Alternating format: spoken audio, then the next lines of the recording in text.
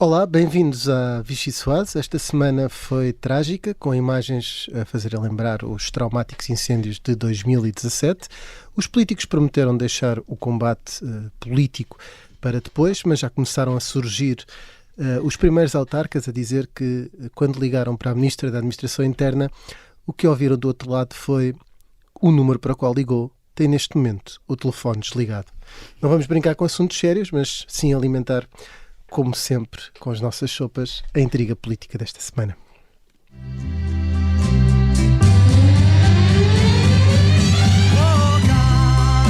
E há muita coisa que aconteceu nestes últimos dias que carece de explicação. Agora não é este o momento. Sem o jogo político, sem o jogo partidário, sem o aproveitamento político. Como, aliás, infelizmente e erradamente aconteceu em 2017. Nós não estamos a pedir a cabeça de nenhum ministro. Estamos todos juntos, estão juntos os portugueses e essa causa é uma causa nacional.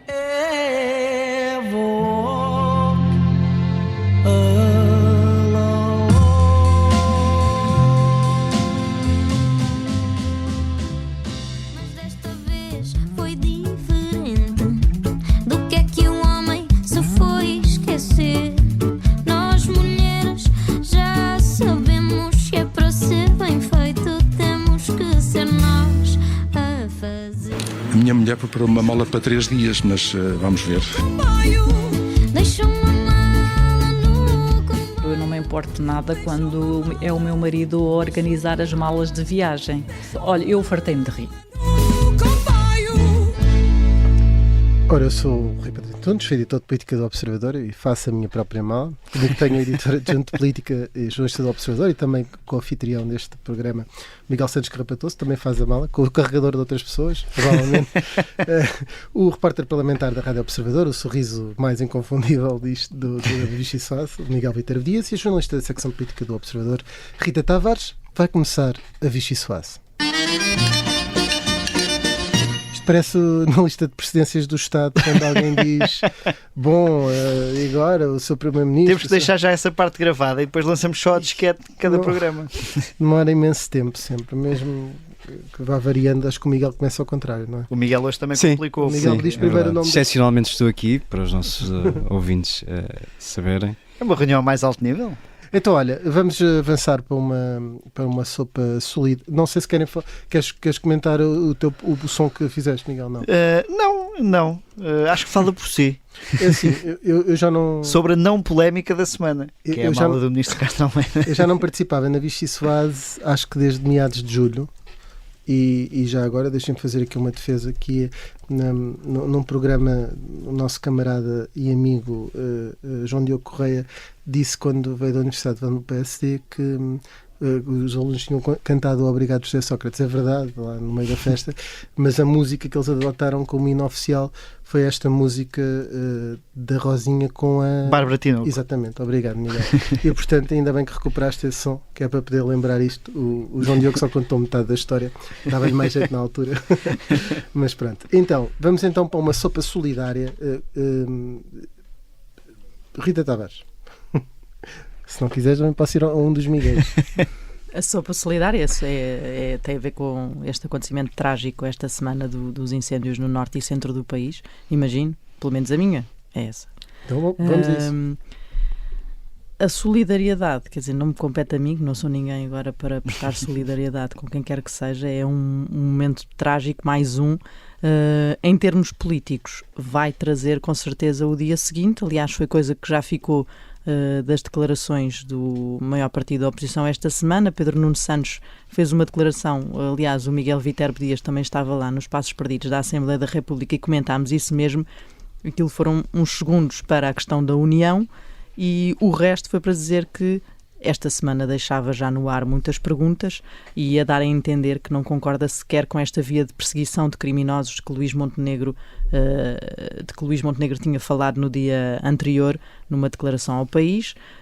Diz que esse é um problema da justiça, diz Pedro Nuno Santos, e que a sua linha é outra, é reforçar medidas de combate à prevenção medidas de prevenção e de combate aos incêndios, portanto desalinha com essa postura do Primeiro-Ministro e de facto Montenegro tinha aparecido a tentar arranjar culpados, não é, no meio das chamas e no meio de uma comoção nacional evidente e seguiu pela via digamos que mais fácil e que é aquela que consegue ter um entendimento se calhar mais direto de quem o está a ouvir em casa, isto apesar que é apontar o dedo a quem põe os fogos. Agora, os especialistas continuam nas televisões a dizer que o maior problema não é esse, é mesmo de falta de limpeza dos terrenos, alguns deles sem se conhecer o dono e com combustível em barda, que é o verdadeiro rastilho para que os incêndios se propaguem da forma que se propagaram, ainda mais com as alterações climáticas a desajudarem neste combate, com os ventos que se fazem sentir nesta altura, com o aquecimento e temperaturas altas e a umidade muito baixa. Muitos especialistas continuam a dizer uma coisa e o Primeiro-Ministro continua a apontar a dedo a criminosos e, de alguma forma, deixou o Chega descalço, não é? Porque este é muito o discurso de André Ventura e isso viu-se no dia seguinte a estas declarações de Luís Montenegro, quando André Ventura fez uma declaração no Parlamento sobre também os incêndios e foi questionado sobre este assunto.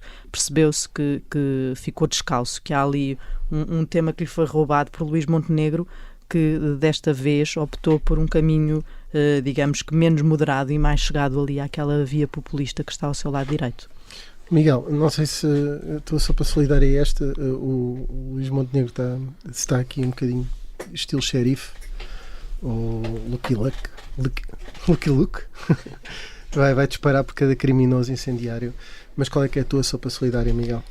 Não, eu gostaria de subscrever na totalidade aquilo que a Rita Tavares disse, porque de facto Luís Montenegro, já na reação à queda do helicóptero, à trágica queda do helicóptero, Luís Montenegro rapidamente se lançou ao rio para aparecer de alguma forma a ajudar à operação. Foi criticado por isso na altura. Marcelo Rebelo de Sousa, entretanto, também fez algumas declarações nesse sentido, lembrando que não é muito recomendável, ou não é recomendável de todo, que os políticos, ou os detentores de cargos políticos, no caso ministros, primeiros-ministros e até o Presidente da República, apareçam no terreno a atrapalhar as operações. Olha, quem diria, foi isso que ele fez em 2017. Foi isso que ele fez precisamente. Mas pelos vistos aprendeu com a lição e com o relatório dos incêndios que apontava. Houve um relatório dos incêndios em que se apontava precisamente para esse problema.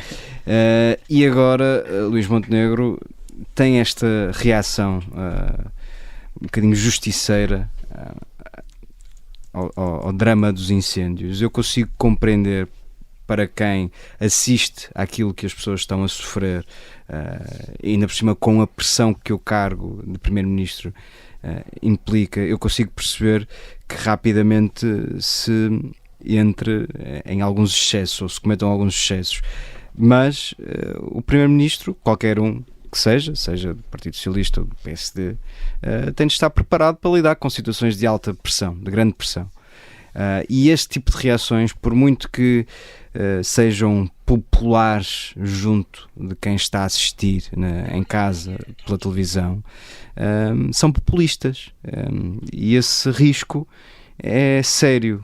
Se Luís Montenegro, se olhar para os dados, perceberá rapidamente, e seguramente que Luís Montenegro teve a oportunidade de olhar para os dados, perceberá que há uma diminuição efetiva de incêndios por mão criminosa.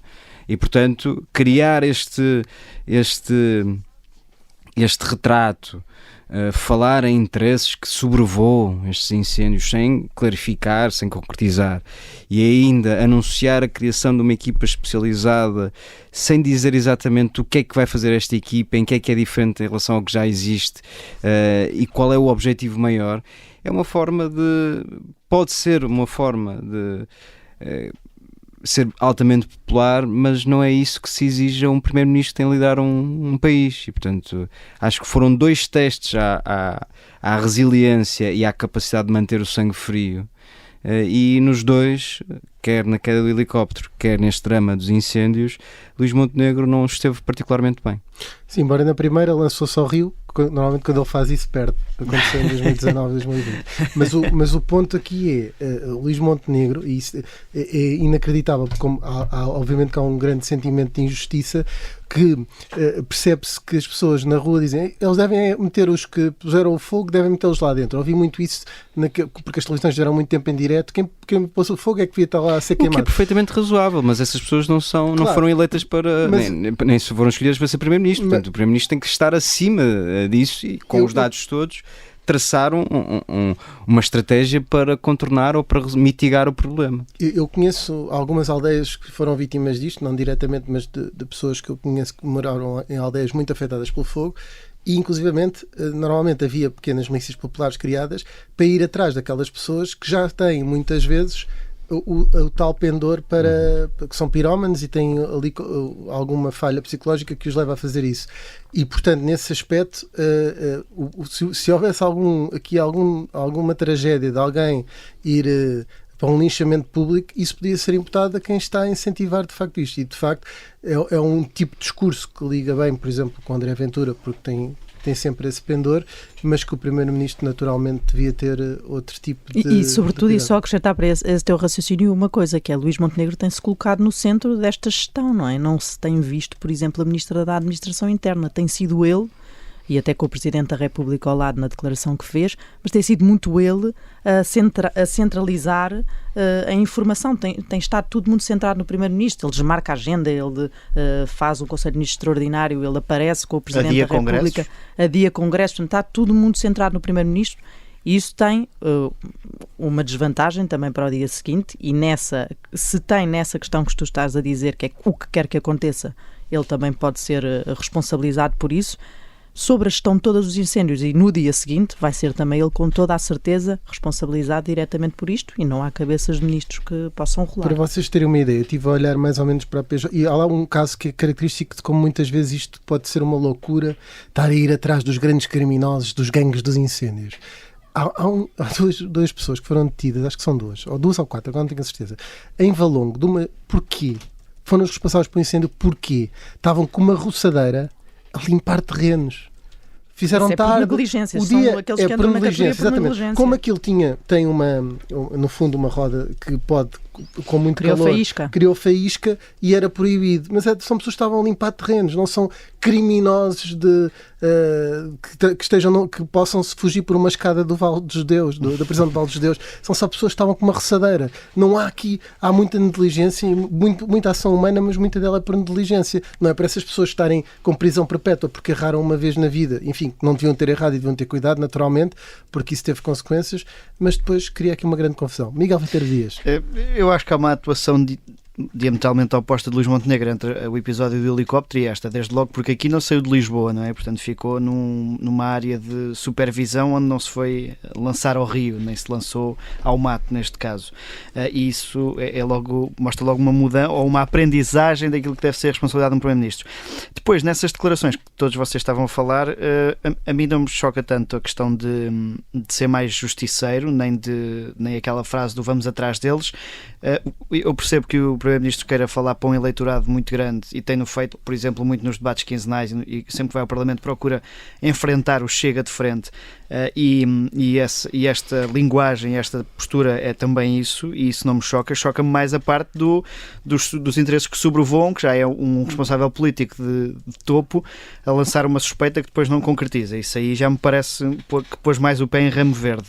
Depois, queria ir também àquilo que a Rita estava a referir no início, que é o comportamento da oposição. Ontem eu estava a comentar com a Rita que o meu resumo da declaração de Pedro Nuno Santos era boa tarde, eu quero dizer mal, mas só para a semana, obrigado por terem cá vindo, foi isto mais ou menos que disse.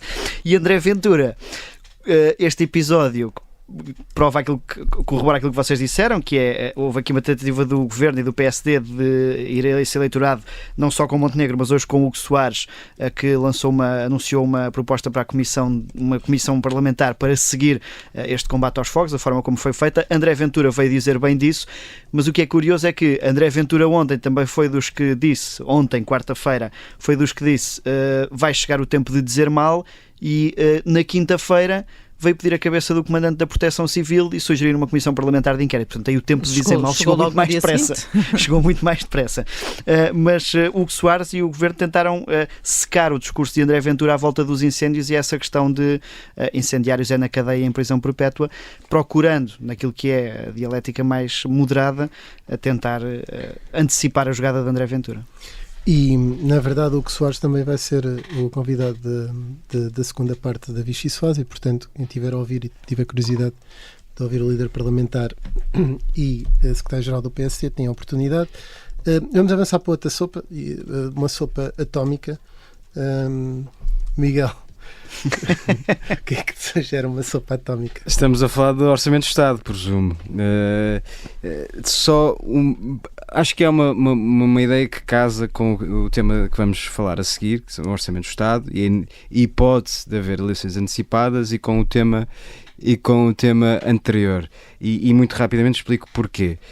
Nós já temos tido a oportunidade de ver o Governo em funções a lidar com os incêndios, com um mau arranque do ano letivo, com a crise na saúde, com uma fuga de reclusos absolutamente excepcional, e tudo isto foi sendo, de alguma forma, desculpabilizado pelo facto e pela evidência de que este Governo está há muito pouco tempo em funções, logo não pode ser responsabilizado por muitas das coisas que estão a acontecer. Resultam de erros anteriores, inação, enfim, de uma série de fatores. Esse estado de graça, acho que lhe podemos chamar assim, vai desaparecer, tem naturalmente um limite, um prazo de validade.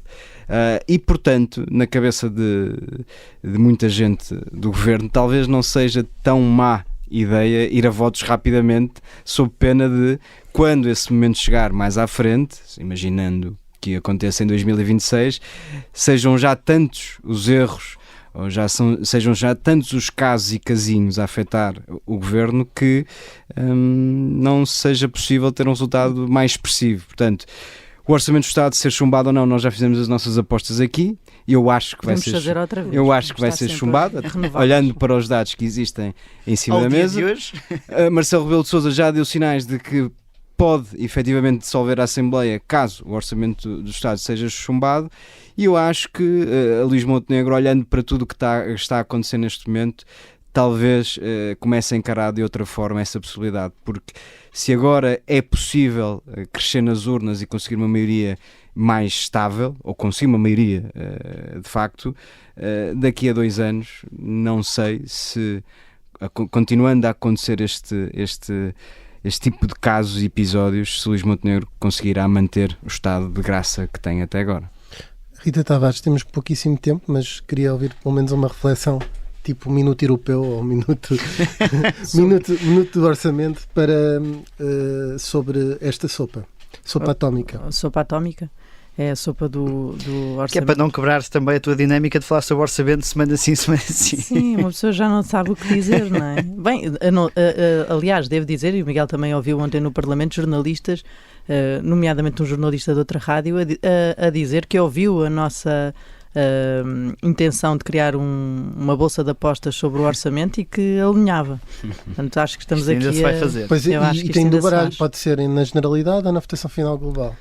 Pois é essa questão, não é? Se isto passa na generalidade, para depois fazermos toda uma especialidade para acabar no fim tudo chumbado, e como se fosse para uma especialidade, isto também se podia tornar aqui num leilão de propostas que tornaria o documento final uma coisa que o Governo não conseguiria executar ou que poderia ter aqui problemas. Mas a questão do orçamento, quer dizer, não há muito mais a dizer, até porque esta semana houve uma espécie de tréguas, não é? Relativamente a isso, e até negociações em suspenso, mas o tempo está a contar. Dia 10 de outubro está aí ao virar da esquina e é preciso que essas reuniões se façam, seja com o Primeiro-Ministro ou não.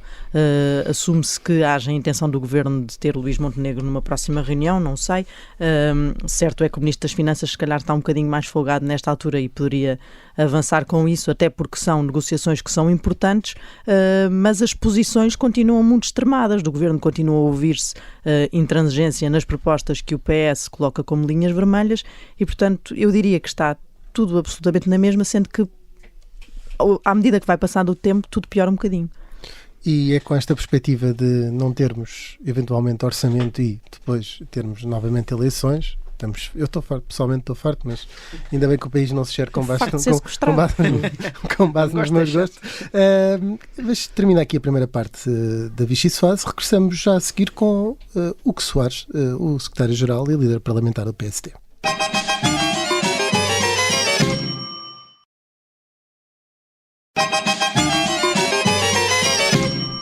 Ora, bem-vindos à segunda parte da Vichy Soares. Connosco temos o secretário-geral do PSD e também líder parlamentar Hugo Soares. Não são duas pessoas, é o mesmo. Bem-vindo, Hugo Soares. Para irmos diretos aqui ao assunto, da última vez que esteve aqui na Vichy Soares, disse o seguinte: Pedro Nuno Santos deixou sempre uma margem para aprovar o orçamento do Estado. Acredito, não é uma fezada. Continua a acreditar? Antes de mais, muito obrigado pelo convite, é um gosto voltar cá. Não teria aceito o convite se me recordasse que vim cá há tão pouco tempo, pelos vistos já vim cá nesta legislatura, mas enfim. Foi em abril. Então, já foi em abril, já se passou há algum tempo. Foi no arranque, já muita coisa aconteceu. Exatamente. Mas queria, evidentemente, agradecer o convite e saudar os ouvintes da Rádio Observador e quem nos acompanha. Continuo com uma profunda convicção de que o Orçamento de Estado para 2025 será viabilizado. E acredito porque creio que a responsabilidade política dos partidos de oposição, designadamente do Partido Socialista, virá ao de cima e tenho a certeza absoluta que aquilo que é o interesse nacional será acautelado. Vamos lá ver. A aprovação do Orçamento de Estado tem evidentemente implicações do ponto de vista do jogo partidário, do jogo político, mas é absolutamente relevante para o país e o país deve, evidentemente, estar acima de qualquer outra circunstância. Acha que o PS perdoava a Pedro Nuno Santos a viabilizar este orçamento? Eu não sei se o país perdoaria a Pedro Nuno Santos se não o viabilizasse, mas se a prioridade de cada um for a partidária, eu não sei como é que o PS pensa, isso é um problema do Partido Socialista, mas atendendo àquilo que o Rui Pedro Antunes está a querer indiciar, o que está a querer dizer é que o Partido Socialista acha que o orçamento não perdoaria a Pedro Nuno Santos se o orçamento passar. Eu ponho as coisas ao contrário. Para mim, e felizmente para o PSD, a prioridade é o país. Mas já agora, deixa-me só dizer-lhe também, não sei se será tanto assim do ponto de vista do Partido Socialista. Eu tenho assistido a vozes e tenho ouvido vozes do Partido Socialista que defendem precisamente que o orçamento seja viabilizado. Ainda há dias, alguém com especiais responsabilidades no Partido Socialista, foi Ministro das Finanças do último governo, defendeu a viabilização do orçamento e, de resto, até teorizou sobre a governação em duodécimos. Portanto, sinceramente, continuo com essa profunda convicção de que o orçamento pode e deve ser aprovado e é esse empenho, ou é nesse empenho que nós estamos. Já lá vamos a essa questão dos duodécimos. Ainda esta semana repetiu que o Governo não aceita violentar os compromissos eleitorais e programáticos. Vamos tentar aqui ter alguma clareza à volta destas negociações, porque tem faltado alguma. Por exemplo, o IRS jovem, o PSD aceita ou não abdicar desta medida? Vamos então por partes. O que eu disse, tenho dito e queria aqui repetir, eu creio que é até muito claro, mas isto merece perdermos algum tempo. Recordar-se-ão todos que o discurso de posse do Primeiro-Ministro, e reporto-me ainda à posse do Primeiro-Ministro e do Governo, foi muito criticado, designadamente, pela oposição, numa parte em que foi muito pensada e cada palavra medida. A parte em que o Primeiro-Ministro dizia que, anunciava que a aprovação ou a não rejeição, se quiserem, do programa do Governo significava isso mesmo, significava permitir ao Governo executar o programa do Governo. O programa do Governo reflete o programa eleitoral e um compromisso, um contrato de confiança, se quiserem, com os portugueses e com os eleitores. E quando se permite a um Governo que tenha uma investidura parlamentar, e o programa do Governo foi efetivamente votado, é que às vezes até parece que não foi votado, podia dar-se o caso de não ser votado, mas foi efetivamente votado. Houve 2 moções de rejeição para rejeitar o programa do Governo.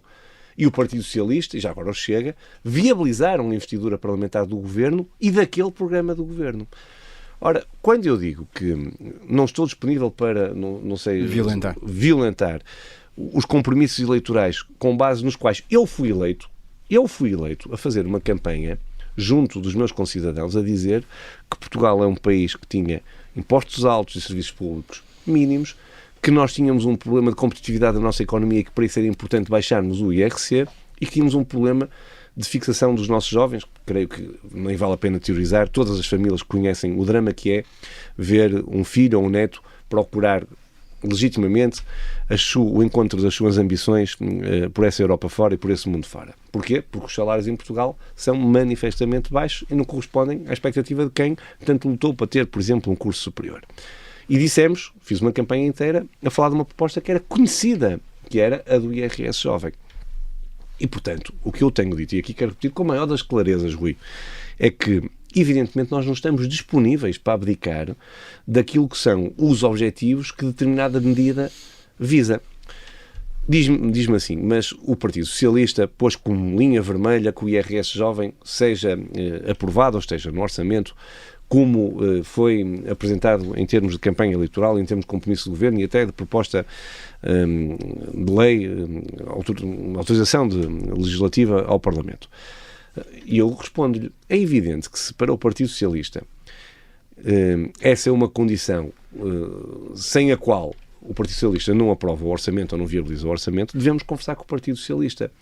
Mas a minha pergunta é, deixando já uma pergunta, mas então o que é que o Partido Socialista defende para podermos ter uma política fiscal? Até onde é que está disposto o PSD a ir para ter essa concordância teórica do Partido Socialista? Nós já dissemos, estamos disponíveis. Esta clareza é tal que tem faltado de uma parte e da outra. Mas é que da nossa parte não há... No caso temos líder parlamentar do PSD... Eu peço desculpa, não quero aceitar isso, não vou aceitar isso. Eu não vou aceitar que nos imputem falta de clareza, com todo respeito, Miguel, por uma razão. Quando nós dizemos assim, nós temos isto, os senhores não concordam com isto, a questão seguinte que eu coloco é, então com o que é que os senhores concordam? É assim em qualquer negociação? É assim em tudo na vida? Se eu tenho uma proposta concreta, que a defendo e demonstro e explico porque é que a defendo. E vem alguém e diz, desculpe, mas eu isso não aceito. E nós temos que chegar a um acordo. Certo? Qual é a parte da negociação que está em falta? É de quem diz que não aceita dizer então ao que vem e o que é que propõe. Mas o PS disse que não quer uma tabela diferente para os mais jovens. Muito bem, então, não. O PS disse que não aceitava o IRS jovem como nós o apresentamos e nós dizemos então que o modelo é que defende. Está na mão do Partido Socialista agora dizer o que é que defende. Mas se o Partido Socialista não disser, quem está em falha na negociação e quem demonstra não estar de boa fé e quem demonstra estar intransigente e quem demonstra querer chumbar o orçamento, o Partido Socialista, isso é claro. Que o modelo que já está em vigor para os jovens, de isenção ali nos primeiros anos, é um modelo que é bom e suficiente. Para vocês é impensável ficar desta forma. Mas isso tem que ser muito claro, porque utilizou a expressão certa. O PS acha que é suficiente. E eu pergunto aos portugueses se acharam que foi suficiente. E se nós assistimos a uma realidade que demonstra que esse modelo foi suficiente. Então, se nós temos, como nunca, um êxodo de jovens e de juventude portuguesa a sair do país, acha que foi suficiente? Parece-me que ninguém acha que foi suficiente, nem os portugueses. Porque depois há outra questão que é essencial, é que os portugueses tanto não acharam que é suficiente, que conhecendo as nossas propostas, depositaram-nos a confiança para governar o país. E isso também não é desmentível. É assim, é factual. Agora, eu acho que nós passamos um mês de agosto, talvez também por falta de ocupação do espaço mediático e de notícias. Felizmente o mês de agosto não foi um mês onde não houve incêndios e, portanto, normalmente consomem o espaço mediático e, infelizmente, como aconteceu agora nestes últimos dias, a tragédia que assistimos, discutiu-se muito, mas vejam o caricato. Discutiu-se muito a questão orçamental, agora vejam-se o caricato do que aconteceu no mês de agosto. Tivemos o Chega a começar por dizer que ou nós, ou o país, ou nós aceitaríamos um referendo às questões da imigração ou não votavam o orçamento. E ao mesmo tempo tínhamos diariamente o Partido Socialista a queixar-se de que o governo não falava com o Partido Socialista.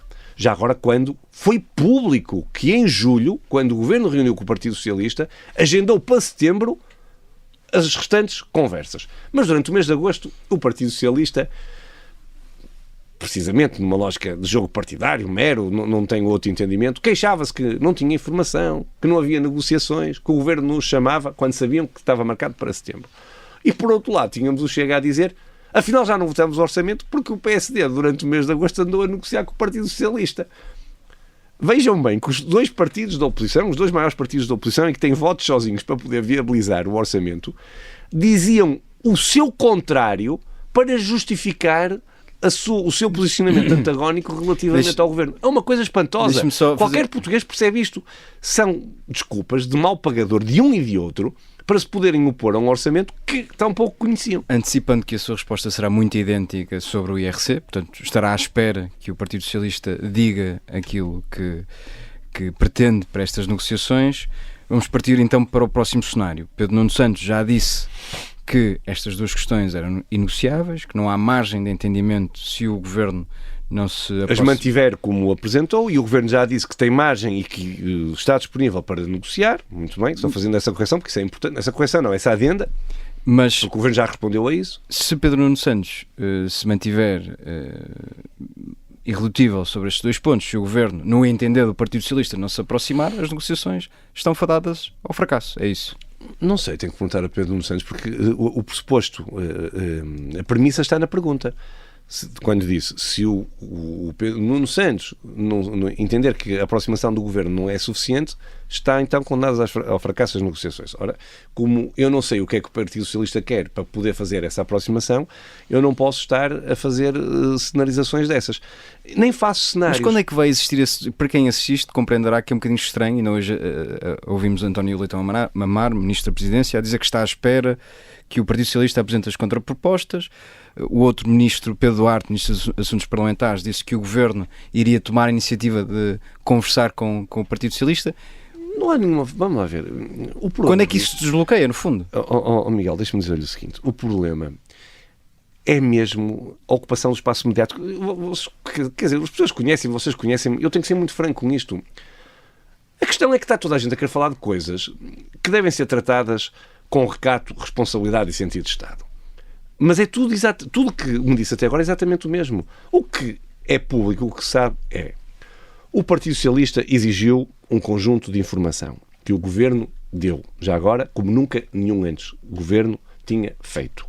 Não houve nenhum Governo que apresentasse os números do cenário macroeconómico, a não ser com o orçamento, com a apresentação do orçamento. Nenhum outro Governo. Fomos nós os primeiros que o fizemos e demos os números para que a oposição possa saber com aquilo que nós contamos, do ponto de vista do cenário macroeconómico, para poder construir também as suas propostas.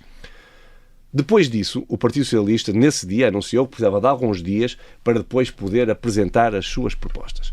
Veio depois dizer que já estava em condições. Será agendada uma reunião onde, no recato da responsabilidade e do sentido de Estado, o Partido Socialista dirá o que tiver a dizer. Qual é o problema? O problema é que neste interim, para já esta semana aconteceu a tragédia que aconteceu, que lamentamos todos profundamente. Neste interim, eu vou dizer uma coisa que é muito feia, que, enfim, sobretudo, é preciso ocupar o espaço mediático, é preciso aparecer na televisão, é preciso vir dar entrevistas, é preciso encher páginas de jornais, e os políticos vão falando porque os senhores também perguntam e fazem o seu trabalho. E depois vai-se dizendo coisas que não são contraditórias de todo, mas que vão todas dar ao mesmo. Isto para dizer o quê? É preciso esperar a próxima reunião. E a próxima reunião será convocada pelo Governo, é isso? A próxima reunião será convocada pelo Governo, evidentemente. O Governo e o Partido Socialista conversarão e farão a próxima reunião. E com Luís Montenegro? E com Luís Montenegro? Não faço ideia. Vocês sabem que eu sou líder parlamentar, não sou membro do Governo e, portanto, eu não tenho essa informação. E, portanto, também não, e se a tivesse, também não seria eu aqui a divulgá-la, mas eu não tenho essa informação, efetivamente. Vamos seguir. Ainda esta semana disse que, antes da votação do orçamento, o Primeiro-Ministro vai explicar ao país o que tenciona fazer em caso de chumbo da proposta. Qual é a posição de Hugo Soares, líder parlamentar do PSD, sobre esta matéria? Se o orçamento do Estado for chumbado, deve ou não haver eleições antecipadas? Eu disse precisamente nessa ocasião que entenderia que o Primeiro-Ministro deveria fazer, e que preferia provavelmente, teria essa posição ainda antes do orçamento ser votado. Creio que isso é normal que isso aconteça, portanto foi até uma afirmação daquilo que eu acho que é normal do ponto de vista político, do ponto de vista da lealdade e da transparência, e também tive ocasião de dizer o mesmo, o que vou dizer agora. O líder parlamentar não vai antecipar aquilo que deve ser a posição do partido, como é evidente. Eu repito esta frase muitas vezes, eu sei que também não é a melhor para uma entrevista ou para quem está a fazer uma declaração à comunicação social, mas eu não sou comentador político. Eu sou ator político. Eu intervenho na política portuguesa. Mas é que lhe estamos a pedir este posicionamento. E por isso é que eu lhe vou dizer o que é que eu quero fazer. O que eu quero é que o orçamento seja aprovado. E do meu lado, eu vou fazer tudo para que Portugal tenha um orçamento para o ano 2025. Por exemplo, Manuel Castro Almeida, ainda em maio, dizia, vou citá-lo, a oposição tem de saber que chumbar o orçamento significa uma opção por ir a eleições. É que o PSD já foi claro sobre isso. É isto? Está claro. É isto que o PSD quer. Não, eu não estou a dizer que é isso que o PSD quer. Está-me a citar um ministro do governo dizendo ao país e à oposição aquilo que ele disse. Foi quando? Em maio. Concorda com ele? Eu não estou a dizer que concordo, nem tenho que discordar. Foi a afirmação do Sr. Ministro Adjunto e da Coesão, que tem sido, de resto, um extraordinário ministro. Passo a publicidade e o cumprimento especial ao Ministro Castro Almeida. Eu acho que essa posição deve ser transmitida ao país pelo Sr. Primeiro-Ministro. E já agora, não sei se é verdade, se não é, não quero, lá está, porque não sou comentador político, não vou teorizar sobre isso, mas hoje um jornal... Caso tinha ideia que comentava no NAU. Também comento, também é verdade. Pronto. Mas aí comento precisamente fazendo aquilo que estou aqui a fazer, com intervenção política. Mas o que Soares, há aqui um... Não, mas deixa-me só dizer uma coisa. Há aqui um foi precedente conhecida... daquilo que falou, que é sobre essa manchete do Correio da Manhã, Isso, que Marcelo Rebelo de Sousa quererá ir a eleições. Seria ou não um sinal de incoerência se não o fizesse agora? Eu não sei o que é que o Sr. Presidente da República decidirá sobre essa matéria. Quando ele decidir, tomarei também, aí sim, terei evidentemente e tornarei pública a minha posição. Eu sei que é muito desagradável, mas vocês têm que perceber que é precisamente isso que tem acontecido nos últimos tempos que eu quero evitar. Eu quero evitar, como ator político que quer que o orçamento seja aprovado, que se crie um ruído que é absolutamente desnecessário à volta de negociações que eu acho que devem ser elas maduras, responsáveis. Porque eu tenho a certeza que quanto menos ruído houver, quanto menos intervenção de combate político houver sobre esta matéria e mais bom senso existir, mais perto estamos de aprovar o Orçamento de Estado. Ora, se eu quero que o Orçamento de Estado seja aprovado, eu devo contribuir para tirar ruído, tirar tensão, se quiserem, para que essas negociações Mas possam é ser feitas. insustentável governarem duodécimos, ou não? Eu não sou Ministro das Finanças, teria que ter uma conversa com o Sr. Ministro das Finanças sobre essa matéria, mas ouvi Fernando Medina dizer precisamente que seria, e ele foi Ministro das Finanças, que seria uma má opção para o país governar em duodécimos. Mas os cálculos que fazem apontam para para que a AD acredite num crescimento eleitoral, porque já disse, por exemplo, que não sabe se o país perdoaria a Pedro Nuno Santos recusasse o orçamento. Eu não quero dizer isto com presunção, digo com humildade democrática, mas creio que se houvesse hoje eleições, eu tenho a convicção de que a Aliança Democrática seria reforçada nestas eleições. E porquê? Porque é que eu digo muitas vezes que o país, no meu entendimento, de resto já houve estudos de opinião, mas isso vale o que vale, quer orçamento e quer um orçamento aprovado. E porquê é que eu acho que o país não quer eleições já agora? Porque o país gosta do governo. E porquê é que o país gosta do governo e não quer eleições? Porque o governo está a governar bem.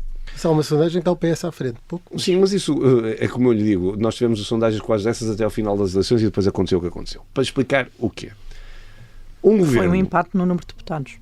Não, eu tenho mais. A Aliança Democrática tem mais 2 deputados. E em 2015, agora, comentando o governo ultraminoritário. É só para dizer que as sondagens foram sempre muito empatadas até ao fim. O resultado, de facto, foi empatado. Mas houve quem ganhasse e houve quem empatado. perdesse. E em 2015, curiosamente, porque agora há a narrativa, que eu não tenho dúvida que é ensaiada, e até acho piada, porque eu também gosto de ver o partido da oposição bem organizado.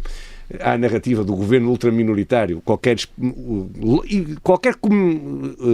comentário político de um deputado do Partido Socialista ou de um dirigente do Partido Socialista, vocês reparem, usa sempre a expressão do governo ultraminoritário. Que dá-me vontade de rir, confesso-vos, porque eu recordo-me do governo de 2015 que esse não era ultraminoritário, esse era mesmo mais pequeno que o meu grupo parlamentar, e eu fui líder parlamentar na altura também, conforme se recordam, e eu tinha mais deputados que tinha o Partido Socialista, e não vale dizer, porque é mentira, que o Partido Socialista tinha um acordo que lhe valia a maioria absoluta com os partidos da esquerda, porque como também se recordarão, a primeira votação essencial que houve no Parlamento e que podia fazer cair o governo, foi preciso o PSD dar a mão ao país e votar ao lado do Partido Socialista para votar a resolução do Banif, quando o Bloco de Esquerda e o Partido Comunista chumbaram aquilo que o Partido Socialista queria fazer. Mas eu queria voltar atrás para... depois falamos da questão dos deputados, a propósito da... O que é que estávamos a falar? Do crescimento eleitoral da AD. O crescimento eleitoral da AD. Precisamente. Porque é que eu digo que não deve haver eleições e deve haver um orçamento? Porque eu tenho a convicção plena de que os portugueses estão satisfeitos com o governo. Não tivéssemos orçamento, hipotecava desde logo os acordos que fizemos com os professores. Eu sei que a seguir me vão responder com retificativo, eu respondo-vos a isso também. Eu percebo bem a estratégia do Dr. Pedro Nuno Santos, mas também ela é imatura. E explico porquê. Não havia o acordo com os guardas prisionais, com os técnicos e oficiais de justiça, aquilo que estamos a trabalhar com os médicos e com os enfermeiros, tudo aquilo que se tem alcançado, o aumento do complemento salário para idosos, é que vejam bem, estas matérias são absolutamente estruturais. Quando se fala de reformas estruturais e de pensar o país a prazo, o que nós estamos a fazer com a administração pública é absolutamente estrutural. Nós hoje, é público, é notório, é factual, temos uma administração pública cada vez mais velha e com falta de quadros, porque não é como era há 30 anos atrás, em que qualquer pessoa queria trabalhar para a administração pública, primeiro porque achava que o salário era um salário e era acima da média, hoje não é, e dava-lhe uma estabilidade do ponto de vista de empregabilidade que hoje também já ninguém a procura e também já não é assim. As câmaras municipais têm dificuldades em recrutar quadros. O Estado tem dificuldades, como sabem, em ter médicos, em ter enfermeiros, em ter professores. A escola pública deixou de ser atrativa como carreira para um professor. Ainda hoje soubemos, o Sr. Ministro da Educação deu um número que é um número lapidar. Nos últimos 6 anos saíram 14 mil professores da escola pública, não foi para a aposentação, tirando os que se aposentaram, que mudaram de profissão. Nós no ano passado, este ano isso mudou, é curioso, é muito curioso, este ano isso mudou. Nós tivemos cursos via ensino que não tiveram candidatos. Universidades que têm cursos para formar professores para várias áreas do ensino que não tiveram candidatos. E todas estas reformas que nós estamos a fazer na administração pública, porque isto também é uma reforma estrutural, é precisamente valorizar o país que nós queremos aqui a 10 anos. Ora, quem faz tudo isto, e podia estar aqui agora a desfiar, temos pouco tempo. E também não farei isso, tem consciência plena do que está a fazer no país e como os portugueses olham para o país.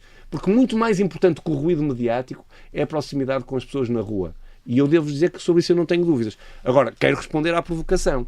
Significa isso que o PSD quer eleições porque acha que vai aumentar o seu score eleitoral? Não, não quer. O PSD quer aprovar o orçamento. E eu quero deixar isso muito claro e de forma muito vincada. E tem consciência que para aprovar o orçamento tem que dialogar com o Partido Socialista. Espera a mesma responsabilidade do outro lado. Retificativo completamente descartado para uma... Parece-me evidente. Indo aqui aos incêndios rapidamente, o Primeiro-Ministro não foi ao terreno neste período difícil, aprendeu com o erro da lancha e o melhor é ir ao terreno só o erro? De ir de lancha quando caiu o helicóptero. Mas porquê que é o erro? Porquê que é erro? Porque nesse momento foi ao terreno quando ainda estava... Até foi o Presidente da República que criticou, na verdade. Quando ainda estava... Não, eu não vi essa crítica do Presidente da República, mas devo-vos dizer 2 coisas sobre essa matéria. Sobre os incêndios, dizer que o país já parece-me que começa-se a habituar. A oposição ainda não. A oposição já percebi que queria que a Sra. Ministra tivesse falado no sábado, no domingo, na segunda, na terça, na quarta, o Primeiro-Ministro igual. O país já percebeu que o Governo primeiro faz e depois fala. E este foi o tempo de atuar. E o Governo atuou com uma prontidão que eu creio que os portugueses perceberam, e não quero estar aqui ainda por cima, em cima da tragédia, a fazer política, no fundo, esta sim também ela, eleitoral, de defender aquilo que o Governo fez. De resto, como creio que é público, apresentei hoje no Parlamento a proposta do Parlamento de criar uma comissão eventual para avaliar quer o sistema de proteção civil, quer a avaliação, quer o combate, o que também não é normal ser o partido que suporta o Governo a fazê-lo já agora. Mas filo precisamente com a responsabilidade de quem acha que o Parlamento deve fazer a avaliação daquilo que aconteceram nos fogos de 2024. Mas vou responder também à questão do erro da lancha. É que eu não vi erro nenhum. É que eu não vejo mesmo erro nenhum. Há uma história que vos posso aqui dizer, de forma assim mais transversal. O Primeiro-Ministro foi convidado a ir dar uma palavra aos mergulhadores que estavam a colocar a vida em risco ao tentar recuperar aquilo que todos sabíamos, que era os corpos dos oficiais da GNR, dos guardas da GNR, que tinham tido aquele trágico acidente. E foi-lhe proposto que fosse lá dar uma palavra àqueles homens que estavam a pôr a sua vida em risco, porque entendeu quem lhe propôs que era importante para aqueles homens sentirem o conforto do chefe de governo. Foi numa lancha que estava lá para o efeito, não pôs em causa nenhuma operação que estava a acontecer, e eu não tenho dúvida, porque nenhum senhor jornalista fez esse trabalho, mas eu não tenho dúvida do conforto que foi, mas façam esse trabalho, junto daqueles mergulhadores, se eles se sentiram importunados pela presença do Primeiro-Ministro ou se a presença do Primeiro-Ministro foi confortante para quem naquele momento estava a fazer o que estava a fazer. Eu tenho que dizer isto. Mesmo admitindo que isso seja verdade, há uma fotografia tirada pelo Os senhores sabem porque é que há a fotografia? É que eu estou muito à vontade por causa de Luís Montenegro, é verdade. E essa fotografia sabem que só havia um órgão de comunicação social. Pois sabem que só havia um órgão de comunicação social que estava a transmitir imagens daquele momento. Portanto, houve uma preocupação de transmitir imagens daquele momento. Não havia um órgão de cuidado de dar uma palavra aos mergulhadores. Eu vou responder. Eu vou deixar no ar. Houve um plano mediático. Não houve plano mediático nenhum. Eu vou-lhe dizer, as câmaras estavam lá e houve um órgão de comunicação social que estava a transmitir em direto o seu Primeiro-Ministro na lancha para ir ter com os mergulhadores. Mas não havia mais nenhum canal de televisão que estava a transmitir. Vou só deixar a pergunta no ar. Perguntem lá aos senhores jornalistas se não foram eles que pediram para ter uma imagem que só um canal tinha e os outros não tinham. Eu não estou a dizer que foi assim. Sabem que eu dou de barato toda esta especulação. Agora, eu tenho a certeza que os portugueses perceberam o que aconteceu. Quem conhece e quem se habituou já a este Primeiro-Ministro sabe mesmo que ele gosta de lá estar. Gosta de estar próximo daqueles que estão a fazer aquilo que pouca gente faz.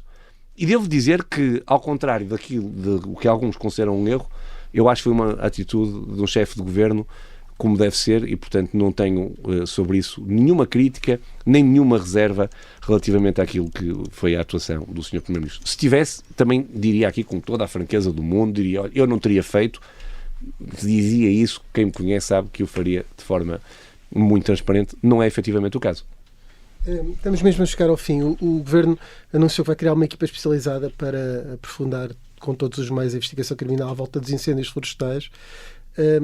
O Governo defende penas mais duras para quem é negligente ou penas para quem deliberadamente provocou os incêndios? Vou falar, no meu caso pessoal, você está a falar de moldura penal ou da aplicação da pena? Eu creio que também... É que são duas coisas diferentes. Vamos lá ver. Creio que sabem que a pena é uma pena que vai até 12 anos, que é uma pena dura, é uma pena das mais altas que temos no nosso ordenamento jurídico, não é mais alta, mas é uma pena já com moldura penal muito considerável. E a primeira reação, normalmente, quando acontecem estas coisas, é vamos aumentar a moldura penal. Eu, sinceramente, acho que, minha opinião sincera, aumentar a moldura penal terá pouco ou nenhum efeito. Se me perguntar a mim, Hugo Soares, se acha que quem aplica a lei, a minha opinião, total separação de poderes, não é isso que está em causa. Que as penas a aplicar a quem comete este tipo de crime devem ser mais pesadas do que aquele que é o histórico que nós conhecemos. Mesmo para quem o fez involuntariamente. Há um caso em Valongo que a PJ prendeu uns funcionários da Junta que estavam a cortar são coisas com uma completamente diferentes. Vamos lá ver. Precisamente por isso é que há o critério de quem aplica a lei e da prova que é produzida em julgamento. Isso não está em questão. É evidente que isso é como em qualquer outro crime. Quem o comete de forma involuntária tem atenuantes. Não está em questão isso. Agora, nós sabemos, ainda hoje foi dada a estampa, que foram descobertos dois recipientes numa floresta com matéria inflamável que aparentemente era mesmo, ou foi a causa de um dos incêndios. Nós tivemos incêndios e ignições seguidas durante a noite.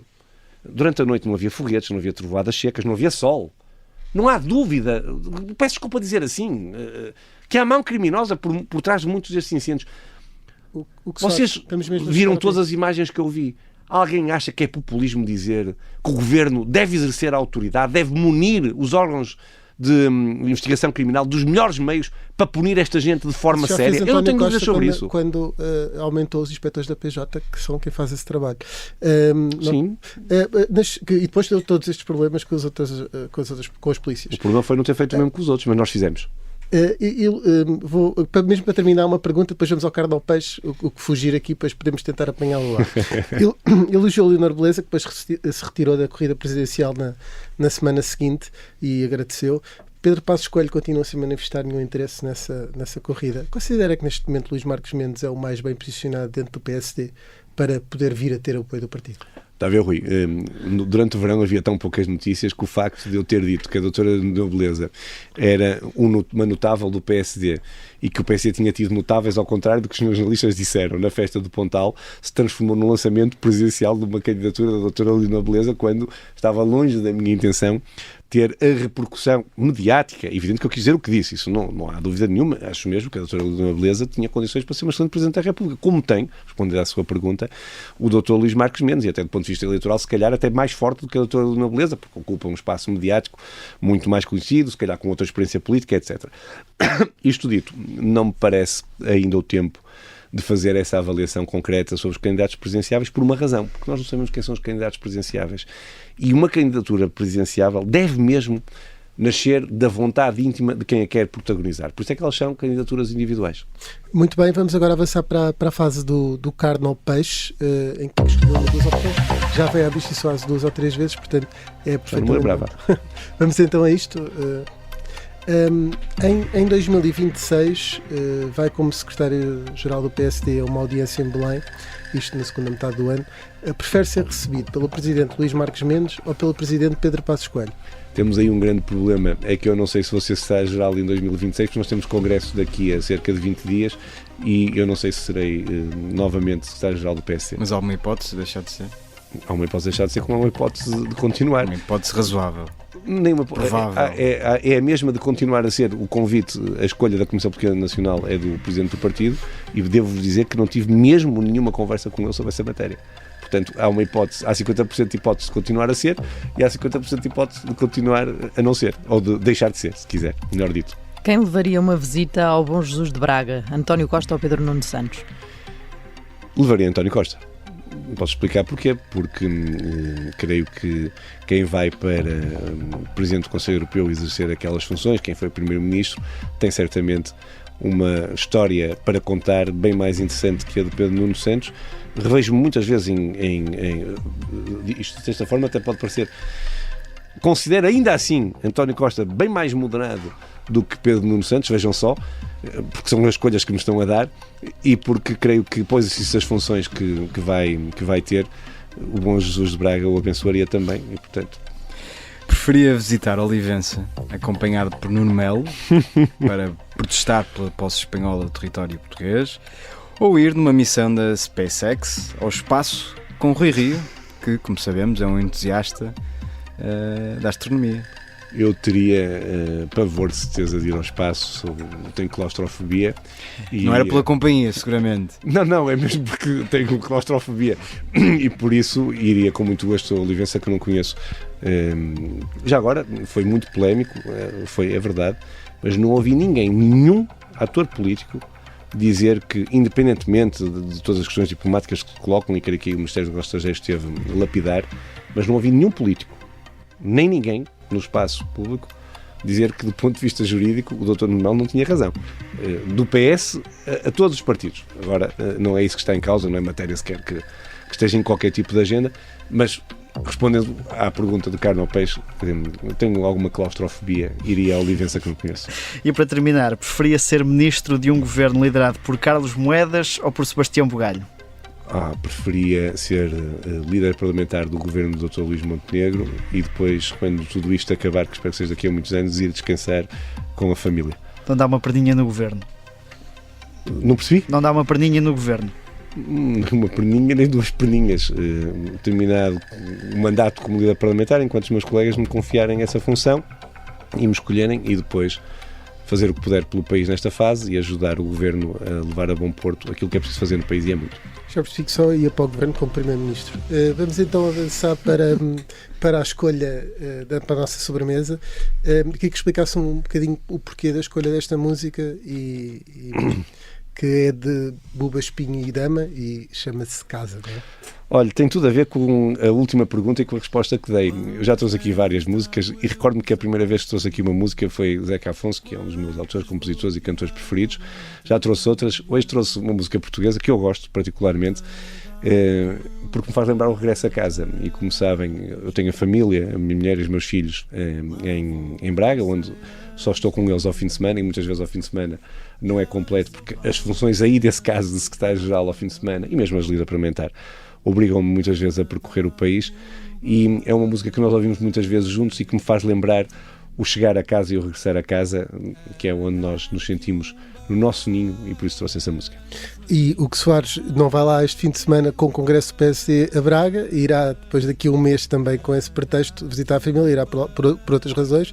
Vichy Soares, como sempre, regressa na próxima semana. Muito obrigado. Obrigado eu. Amor, eu casava na mesma se teu pai não deixasse. Sou náufrago, porto de abrigo, farol e desastre. Eu prometo ser verdade. Chegar a casa, fazer o jantar e tirar-te a saudade. Amor, eu casava na mesma se teu pai não deixasse. Sou náufrago, porto de abrigo, farol e desastre. Eu prometo ser verdade. Chegar a casa, fazer o jantar e tirar-te a saudade. A dar-te um beijo aninhado ao teu peito. A dar-te um beijo aninhado ao teu peito a descansar. Amor, eu estou à tua porta, vem ficar para sempre. Crianças no banco de trás e o pôr do sol em frente. E num abraço ser família. Nós somos casa, bagunça e viagem para o resto da vida. Amor, eu estou à tua porta, vem ficar para sempre. Vem ficar para sempre. Crianças no banco de trás e o pôr do sol em frente. Ser abraço, ser família. Sermos família. Nós somos casa, bagunça e viagem para o resto da vida. E que o dia acabe assim. A dar-te um beijo aninhado ao teu peito. A dar-te um